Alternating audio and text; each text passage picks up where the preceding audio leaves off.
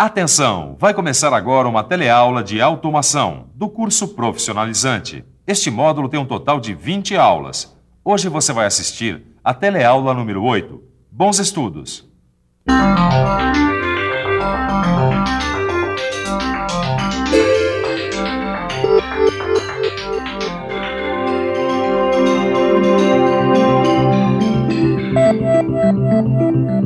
A eletricidade é muito importante para a automação. Os motores elétricos, os sensores, as bombas hidráulicas e os compressores pneumáticos precisam dela para funcionar.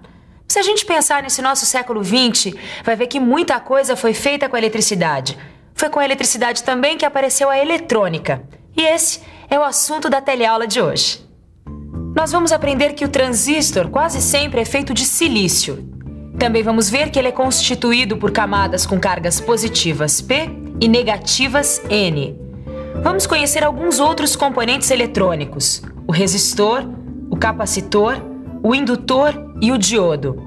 E por último, vamos ver como um circuito de controle transistorizado é construído. Muitos aparelhos foram construídos com a eletrônica. É só a gente olhar em volta para perceber. Aqui na televisão, então, quase tudo tem eletrônica. Mas não é só na televisão, não. E é isso que a gente vai ver hoje.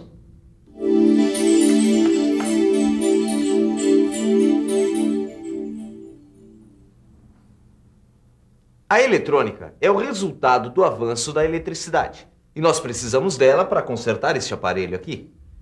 A eletrônica trabalha com correntes elétricas baixas e supercontroladas. O que o Mano quer dizer é que na automação usamos bastante a eletrônica para controlar os equipamentos. Agora imagine como seria esse rádio antes da eletrônica. No tempo de nossos avós, os rádios não eram nada portáteis. Pelo contrário, eles tinham alto-falantes bem grandes e válvulas. Depois, com o desenvolvimento da eletrônica, tudo mudou. Aparelhos eletrônicos, televisores, videocassetes, rádios, toca-fitas, telefones celulares. Um mundo de eletrodomésticos para você, graças à eletrônica. A eletrônica moderna começou em 1947, 2 anos depois do final da Segunda Guerra Mundial. A primeira peça eletrônica foi o transistor. O transistor tem 3 camadas. Quase sempre elas são feitas de silício. Silício? O que é mesmo silício? Silício é um elemento químico que é muito usado em eletrônica. Na crosta terrestre tem muito silício. É de silício que são feitas as camadas da maioria dos transistores. Quando uma das camadas é enriquecida com elétrons, ela passa a ser chamada de N, ou seja, ela passa então a ser negativa. Quando a gente tira os elétrons de uma camada, ela passa a ser positiva, e o nome dessa camada é P. NPN e PNP. Existem 2 tipos de transistores construídos com as camadas P e N. Vamos dar uma olhada no funcionamento desses transistores. Todo transistor possui 3 terminais.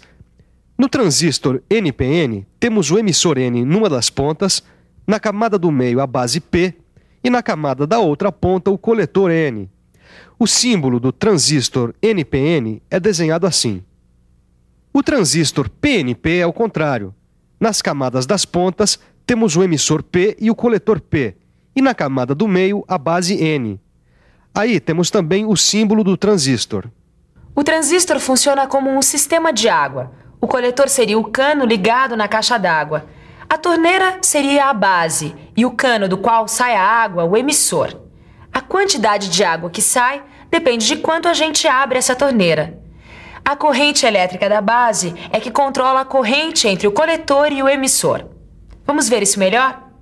No emissor E é ligado o polo negativo da fonte de tensão e na base P, o polo positivo. Aí então, a grande quantidade de elétrons que está no emissor é atraída para a base. Como todos os elétrons não cabem na base, eles vão passando para o coletor C, que também está ligado a um potencial positivo, atraindo assim os elétrons. Observe que as cargas elétricas positivas se movimentam em sentido contrário ao das cargas negativas. A corrente do coletor IC e do emissor IE são controlados por IB, ou seja, a corrente da base. Mas Agora, isso fica muito claro se a gente comparar o símbolo do transistor com o desenho dessa torneira. O cano de entrada seria o coletor, o registro da torneira, a base, e por onde sai a água, o emissor. E a água que sai pode ser comparada com o fluxo de cargas positivas no transistor. Certo. Agora sim, Muito bem. Torquato. Vamos ver agora alguns tipos diferentes de transistores.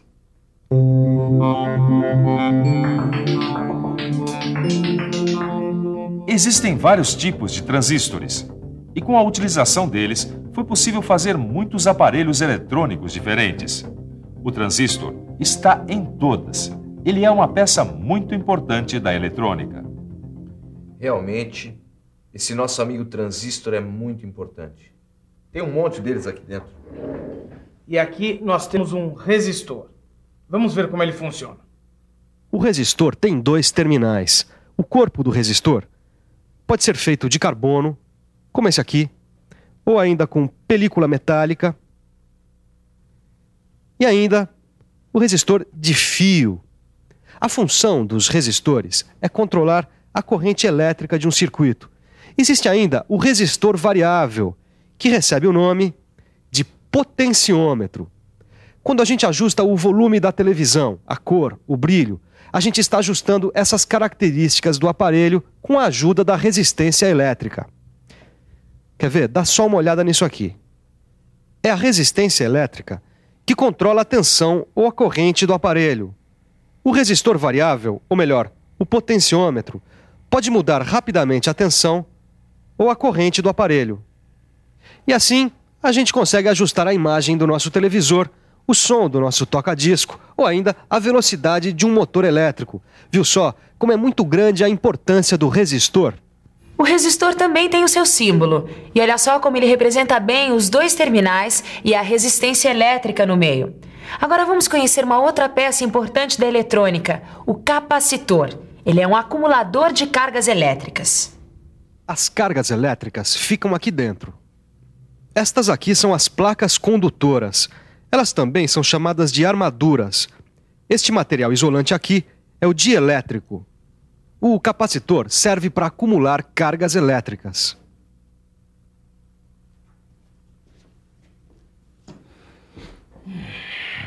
Cargas elétricas acumuladas, controladas e transistorizadas. Isso me deu fome. Ô, mano, você tem certeza que você não quer uma batatinha? Não, Torquato, muito obrigado. Eu gostaria mesmo era de conseguir terminar o meu serviço.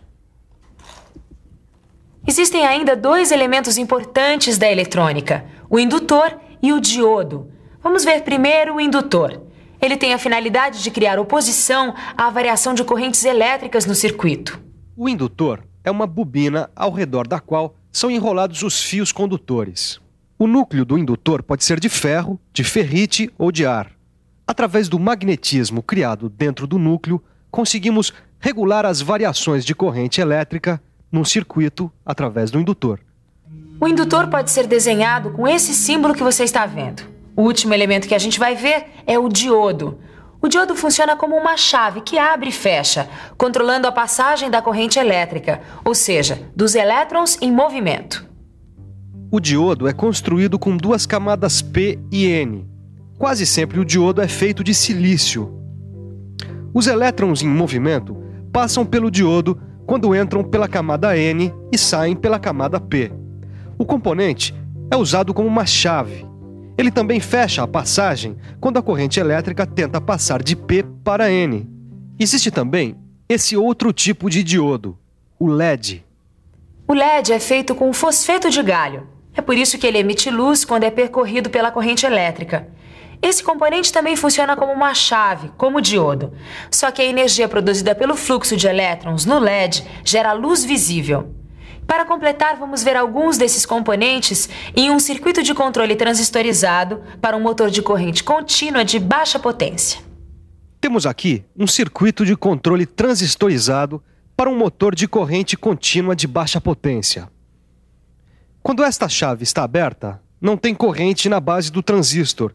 Sem corrente de base, a torneira do transistor fica fechada e aí não pode passar corrente entre o coletor e o emissor.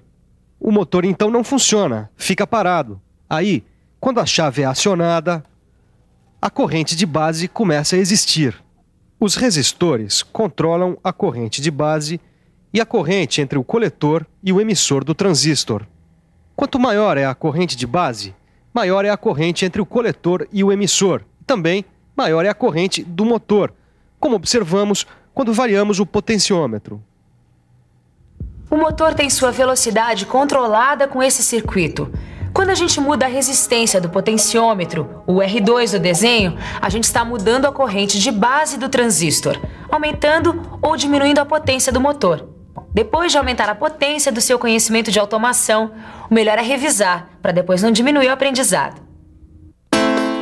E atenção, se liga aí que é hora da revisão. Na teleaula de hoje, você ficou conhecendo um pouco do mundo da eletrônica. Você também aprendeu quais são os componentes eletrônicos mais importantes e quais são seus símbolos. E você também viu como é que funciona um circuito de controle transistorizado. Pronto, finalizei esse trabalho.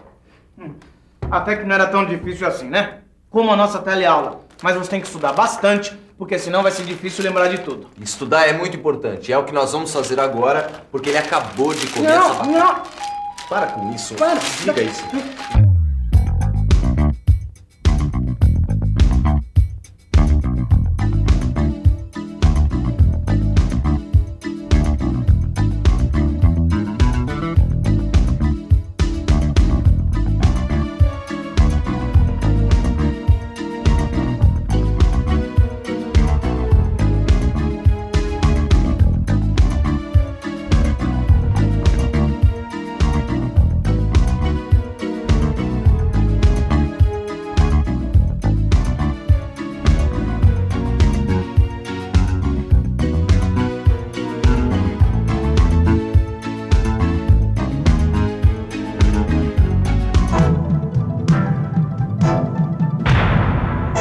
Telecurso 2000, um programa de educação do Sistema Fiesp e da Fundação Roberto Marinho.